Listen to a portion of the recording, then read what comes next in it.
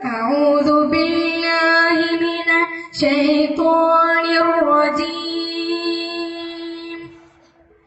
بسم الله الرحمن الرحيم الحمد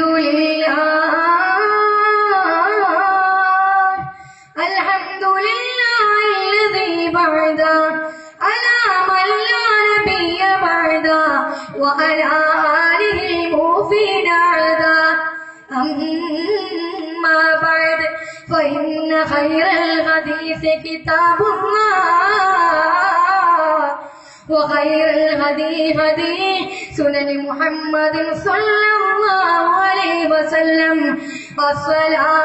الصلاة والسلام على أشرف رسول الله أعوذ بالله من الشيطان الرجيم بسم الله الرحمن الرحيم وآت ذا القربى حقه والمسكين وابن السبيل ولا تبذروا تبذيرا إن المبذرين كانوا إخوان الشياطين وكان الشيطان لربه كفورا صدق الله العلي العظيم وصدق وبلغ رسوله النبي الكريم ونحن على ذلك من الشاهدين الشاكرين والحمد لله رب العالمين ബഹുമാനാദരന്തരൻ ഉസ്താദുമാരെ, പ്രിയങ്കരായ വിദ്യാർത്ഥി സുഹൃത്തുക്കളെ, മറ്റു നാട്ടുകാരെ, ഈ ഒരു അനുഗ്രഹീത മുഹൂർത്തത്തിൽ ഞാൻ നിങ്ങൾക്ക് മുന്നിലാകുന്നതിനായത് എന്റെ ഉദ്ദേശം ധൂർത്ത് സമൂഹത്തിന്റെ നാശം എന്ന വിഷയത്തെ അധികരിച്ച് അല്പം സംസാരിക്കാനാണ്. അതിനെന്നെ തുണച്ച പ്രപഞ്ച പരിപാലകനെ ഞാൻ ആദ്യമായി ശ്രദ്ധിക്കുകയാണ്. അൽഹംദുലില്ലാഹി അലാ കുല്ലി ഹാൽ വഫീ കുല്ലി മഖാം. സഹോദരങ്ങളെ, ആധുനിക യുഗത്തിൽ ഇല്ലാതാടുന്ന മനുഷ്യർക്ക് സമ്പത്ത് അന്യമല്ല. സമ്പത്ത് അല്ലാഹുവിന്റെ പരീക്ഷണവുമാകാം, നിഅമത്തുമാകാം. ആ ഒരു സമ്പത്ത് കൊണ്ട് തന്നെയാണ് പല ആളുകളും ഇസ്ലാമിൽ നിന്ന് പുറംതിരിഞ്ഞു പോയതും. അതുകൊണ്ട് തന്നെയാണ് പല ആളുകളും ഉയർച്ചയിൽ നിന്ന് ഉയർച്ചയിലേക്ക് എത്തിപ്പെട്ടതും. അതല്ലേ വിശുദ്ധ ഖുർആൻ പറയുന്നത്, അൽ മാലു വൽ ബനൂന സീനത്തുൽ ഹയാത്തിദ് ദുനിയാ. തീർച്ചയായും സമ്പത്തും മക്കളിൽ ഉള്ളത് ദുനിയാവിന്റെ ജീവിതത്തിന്റെ ആലോചനകളാണ്. അതുകൊണ്ട് തന്നെ അല്ലാഹു സുബ്ഹാനഹു വ തആല സമ്പത്ത് തന്നതുകൊണ്ടും അത് തരാതെയും അല്ലാഹു പരീക്ഷിക്കുന്നതാണ്. അതുകൊണ്ട് തന്നെ നിങ്ങൾ ഈ ദുനിയാവിൽ അഹങ്കരിക്കരുത്. അതുകൊണ്ട് തന്നെ ആരെങ്കിലും അഹങ്കരിച്ചു കഴിഞ്ഞാൽ സമ്പത്ത് തന്ന അല്ലാഹുവിന്റെ സമ്പത്ത് പിടിച്ചു നിർത്താൻ അറിയായിട്ടല്ല. അതല്ലേ വിശുദ്ധ ഖുർആൻ പറയുന്നത്,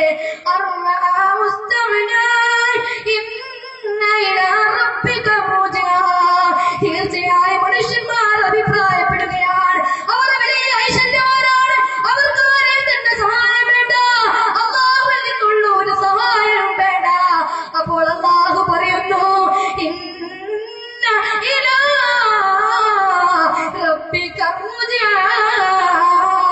തീർച്ചയായും നിങ്ങൾ എന്തിലേക്ക് മടങ്ങേണ്ടവരാണ്.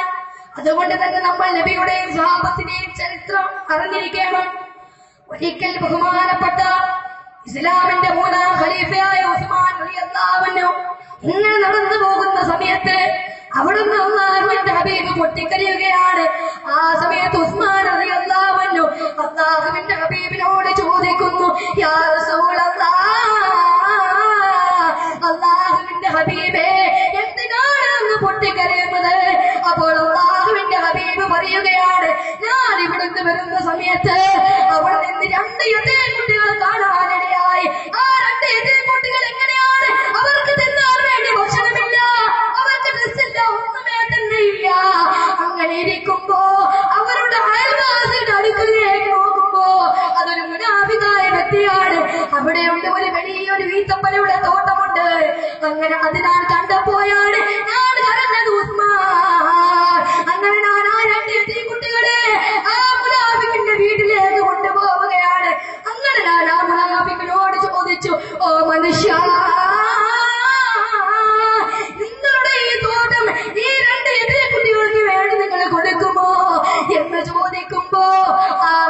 വിളിച്ചു പറയുകയാണ്, മുഹമ്മദേ, ഓ മുഹമ്മദേ,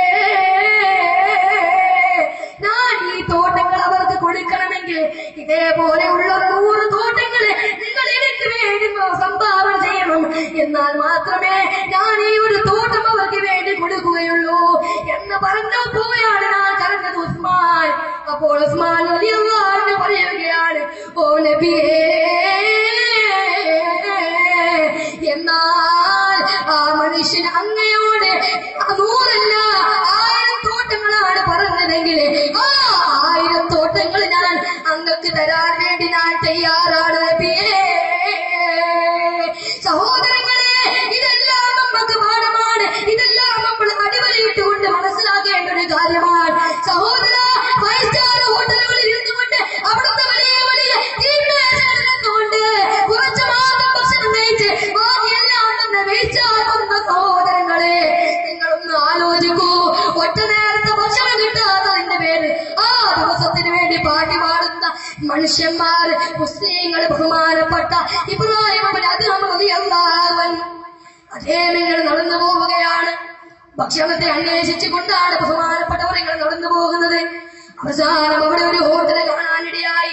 അങ്ങനെ ആ ഹോട്ടലിന്റെ പിന്നാലെ നോക്കുമ്പോ അവിടെ വലിയൊരു ബാസ്കറ്റ് കൊണ്ട് കാണാനിടയായി.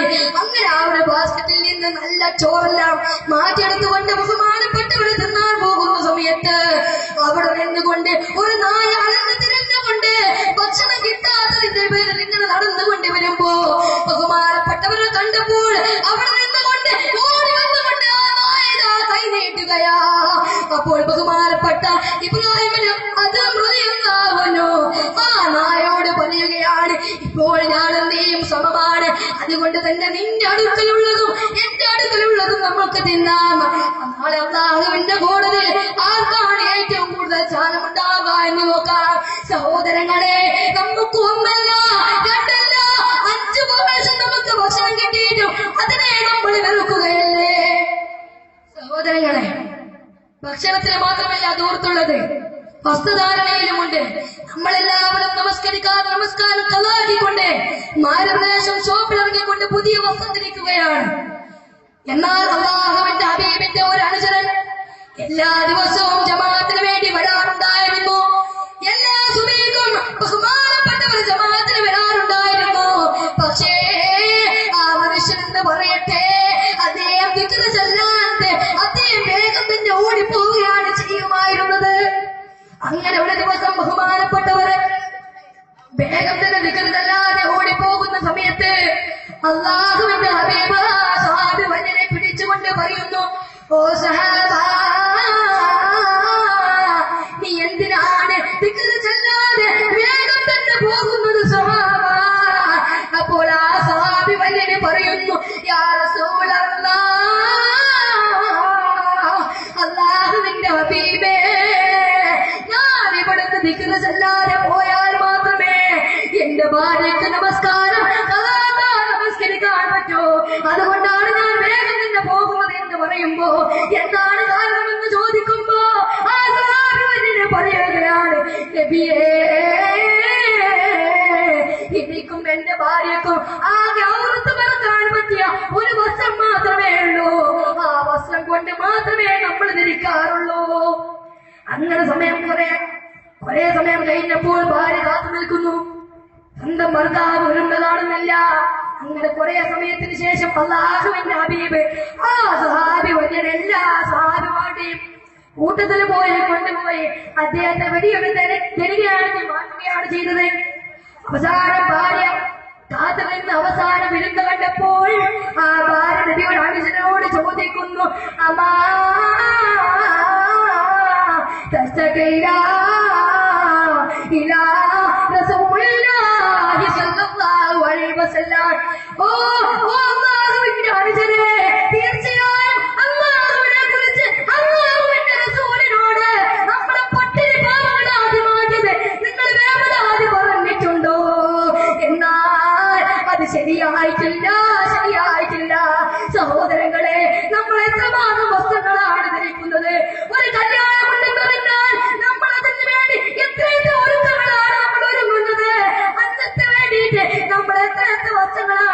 ചെലവഴിക്കുന്നത്. ഇതെല്ലാം എവിടേക്ക് വേണ്ടിയാണ് സഹോദര? ഇതെല്ലാം നിന്നെ കബറിലേക്ക് കൊണ്ടുപോകുമ്പോ ഇതെല്ലാം വിളിച്ചെറിയില്ലേ ചെറുപ്പക്കാരാ? നമ്മൾ എവിടേക്കാണ് നമ്മുടെ സമ്പത്തിനെ ചെലവഴിക്കുന്നത്? അതല്ലേ വിശുദ്ധ ഖുർആൻ പറയുന്നത്? ഇന്നൽ മുബദ്ദിരീന കാനൂ ഇഖ്വാന ശയാതീൻ വകാന ശൈത്വാനു ലിറബ്ബിഹി കഫൂറാ. തീർച്ചയായും നീ തബ്ദീർ ചെയ്യാൻ പാടില്ല. തീർച്ചയായും തബ്ദീർ ചെയ്യുന്നവന് പിശാചിന്റെ സഹോദരങ്ങളാണ്. പിശാചാണെങ്കിലോ കഫൂറാ, അവന്റെ നാഥനോട് നന്ദി കേട്ടവനാണ്. എന്താണ് തബ്ദീർ എന്നറിയുമോ?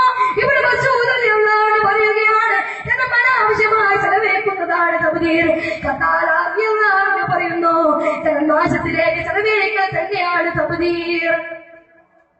അതുകൊണ്ട് തന്നെ നാളെ മനുഷ്യരാവസഭയിൽ വെച്ചുകൊണ്ട് നീ എങ്ങനെ ചെലവഴിച്ചു, എന്തിനു വേണ്ടി ചെലവഴിച്ചു എന്നെല്ലാം ചോദ്യം വരുമ്പോൾ അവിടെ ഉചിതമായ മറുപടി കൊടുക്കാൻ സാധ്യമല്ലാതെ ഒരു കാലങ്ങളിൽ മുന്നോട്ടും പിന്നോട്ടും ചലിപ്പിക്കാൻ സാധ്യമാകാത്ത ഒരു ഭയങ്കരമായ ദിവസം നിനക്ക് വരാൻ പോകുന്നുണ്ട് എന്നുള്ള ചിന്ത നിന്റെ മനസ്സിൽ വേണം. അവിടെ നിന്നുകൊണ്ട് രക്ഷയില്ല, രക്ഷയില്ല, രക്ഷയില്ല. അല്ലാഹു സുബ്ഹാനഹു വ തആല പണം നല്ല നിലയിൽ ചെലവഴിക്കാനും അനാവശ്യമായി ചെലവഴിക്കുന്നതിനെ തൊട്ട് കരയാനും അല്ലാഹു തൗഫീഖ് നൽകുമാറാവട്ടെ എന്ന പ്രാർത്ഥനയോടുകൂടി ഞാൻ നിർത്തുകയാണ്. വആഖിറു ദഅവാനാ അൽഹംദുലില്ലാഹി റബ്ബിൽ ആലമീൻ. അസ്സലാമു അലൈക്കും വറഹ്മത്തുള്ളാഹി തആല വബറകാതുഹു. The next on the stage, speech